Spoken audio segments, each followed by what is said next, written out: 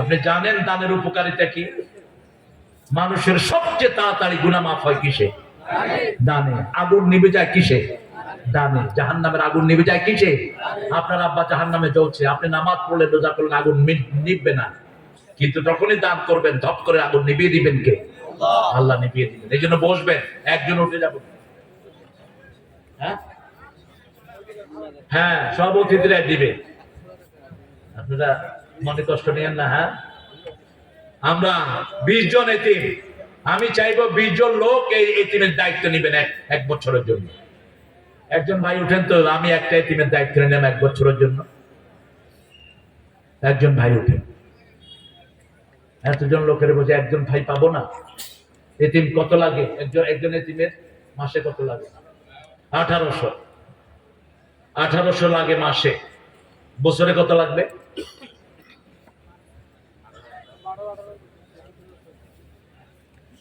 600 কম 21,000। একজন ভাই উঠেন তো দেখি, একজন এতিমের দায়িত্ব নেন। আমি সভাপতি সাহেবকে ধরবো অনেকগুলো। একটা নেবেন কেন আপনি? আপনি 5টা নেন। আহারে আলহামদুলিল্লাহ বলেন। একটা দায়িত্ব নিল আর 10,000 টাকা এই যে নগদ দিয়েছে, আল্লাহ কবুল করুন। এবার আলহামদুলিল্লাহ। এবার তুমি কি দেখো, ওরে কিছু দেয় না, দিবে দিবে ইনশাআল্লাহ। আমি হাফেজের ভালো একটা সম্মানজনক ভাই।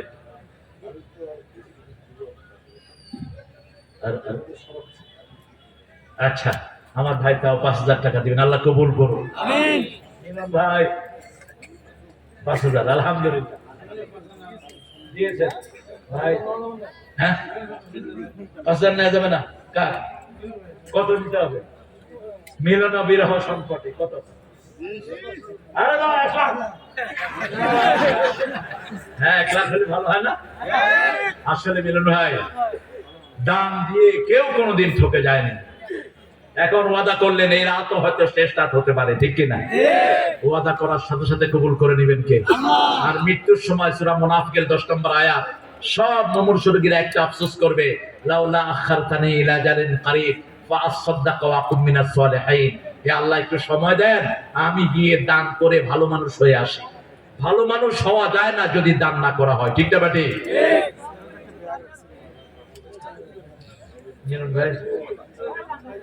আচ্ছা, আলহামদুলিল্লাহ। একটা এতিমের দায়িত্ব নিলাম আমার প্রিয় মিলন ভাই, আল্লাহ কবুল করুন।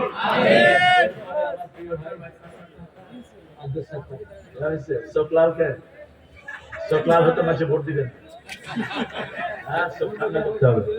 হ্যাঁ, মিলন ভাই একটা এতিমের দায়িত্ব নিয়েছে, আর 10,000 টাকা দিবে ক্যাশ। সভাপতির সমান হয়ে গেল।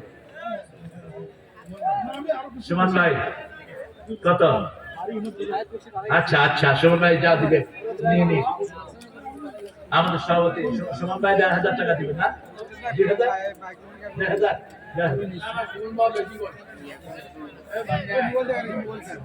ভাইগনা, মামু ভাইগনা যেখানে, এই তোমরা ওঠো না প্রিয় ভাইরা, আপনারা উঠবেন না। এই ছেলেরা যাচ্ছে, আপনারা যতটুকু পারেন পকেটে শুধু যাতায়াতের ভাড়া রেখে, মায়েরা নাকের ফুল, কানের দুল, হাতের মালা, গলার মালা ঘুরে দিয়ে যাবেন। আপনারা এগুলো যাকাত দেন না, এই জন্য চোর ডাকাত পড়ে আপনাদের এগুলোর উপরে। আমরা ইনশাআল্লাহ মায়েরা, আমাদের দান ছিল, মায়েদের দান সবচেয়ে বেশি ছিল। মা খাদিজার দান না হলে রাসূল ইসলাম কায়েম করতে পারতেন না। এই জন্য মায়েদের দানের কাছে ইসলাম ঋণী সব সময়। আপনারা ইনশাআল্লাহ দিবেন ব্যাপক হারে। জি, খায়রুল ভাই কোথায়? খায়রুল কোথায়?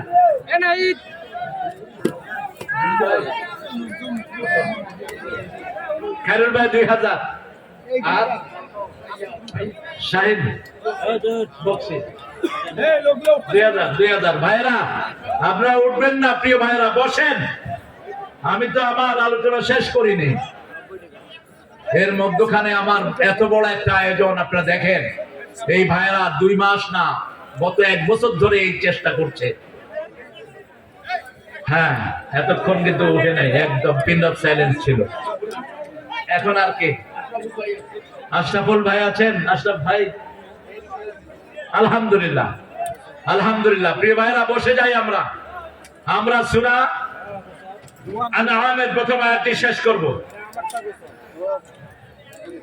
সুম্মাল্লাযীনা কাফারু বিরাব্বিহিম ইয়াদিলুন, তারপরেও কাফেররা আল্লাহর সাথে বিভিন্ন সমকক্ষতা সৃষ্টি করে। আল্লাহ যে কত বিশাল, আমার ভাই যথার্থই বলেছেন। কোরআনের মুজিজা যদি মানুষ বুঝতো, মানুষ কোনোদিন কোরআন থেকে মুখ ফিরাতো না। কোরআন পড়লেই রোগ ভালো হয়, কোরআন পড়লেই মহামারী চলে যায়। এই করোনা দূর হয়েছে একমাত্র কোরআনের কারণে, ঠিক কিনা? আপনাদের মনে আছে প্রধানমন্ত্রী বললেন হেফজখানা খুলে দাও। হেফজখানা যখন বাচ্চারা রাতের মধ্যখানে উঠে কোরআন পড়া শুরু করলো, আস্তে আস্তে করোনা দূর হলো। মসজিদ গুলো খুলে দেওয়া হলো, করোনা আরো দূর হলো, ঠিক না বাটি? তারপরে ভ্যাকসিন এসেছে। এখন আবার বলছে ভ্যাকসিন যারা নিয়েছে তাদের নতুন রোগ আসতেছে। এখন আবার লেটেস্ট গবেষণায় আসছে আমরা যারা ভ্যাকসিন নেই আমরাই ভালো আছি, আর মসজিদে কোনো করোনা আসে নাই, ঠিক না বাটি? কোরআন আছে যেখানে করোনা নাই, ওযু আছে যেখানে করোনা নাই। আমার ভালো মনে আছে ঢাকা ভার্সিটিতে যখন আমি ছাত্র, এক নাস্তিক আমাকে বলছে তোমরা মুসলমানরা বেকুব। আমি বললাম কেন ভাই?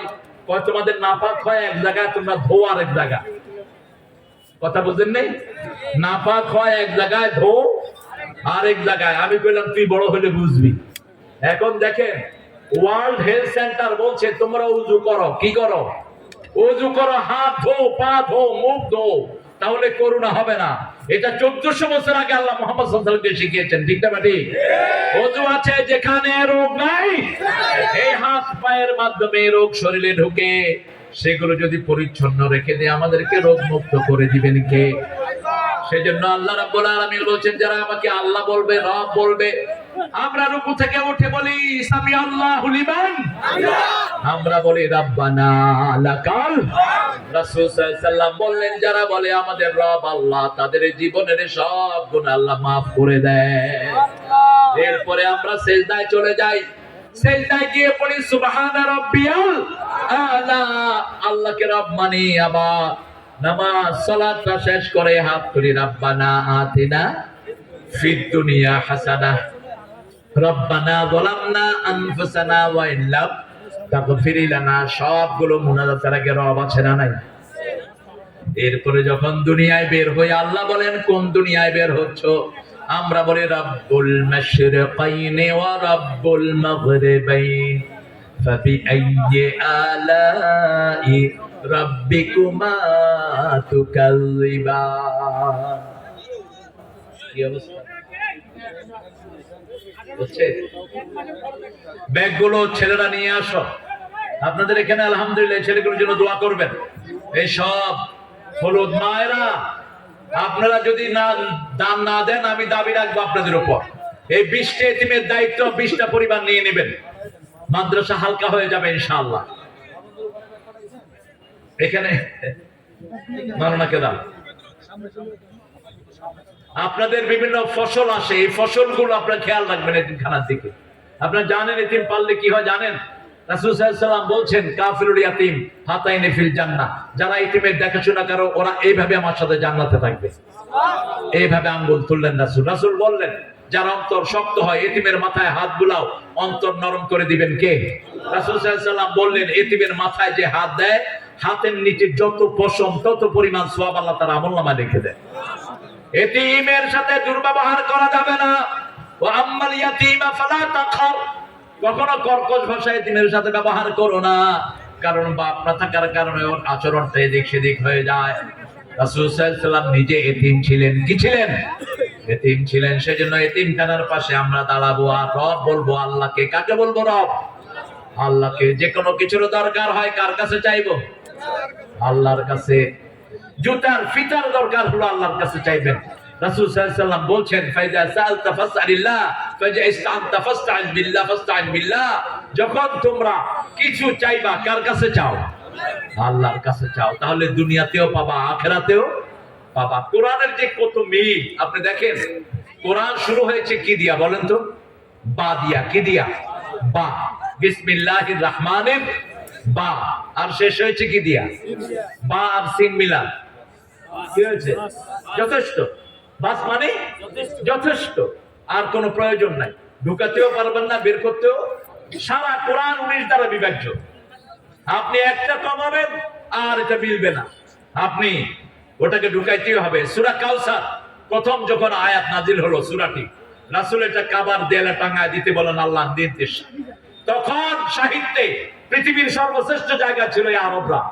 ওই সময়কার আরবের শ্রেষ্ঠ কবি, এখনো আরবের শ্রেষ্ঠ কবি ইমরাউল কায়েস।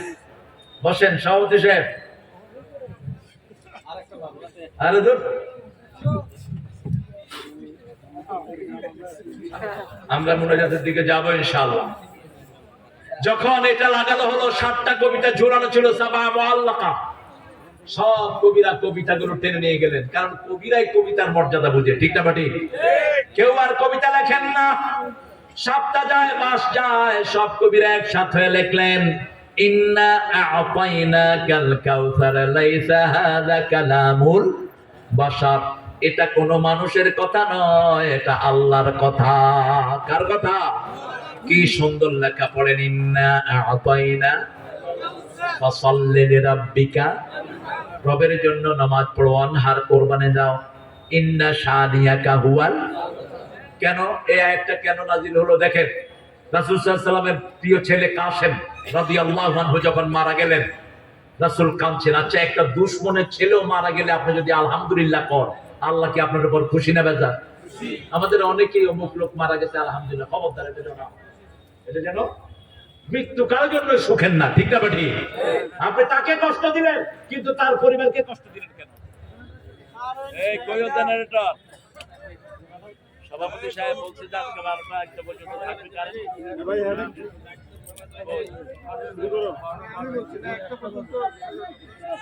ভাই? এই জেনারেটর আমরা শেষ করে দেব ইনশাআল্লাহ। এই বলছে ভাই দোয়া করেন।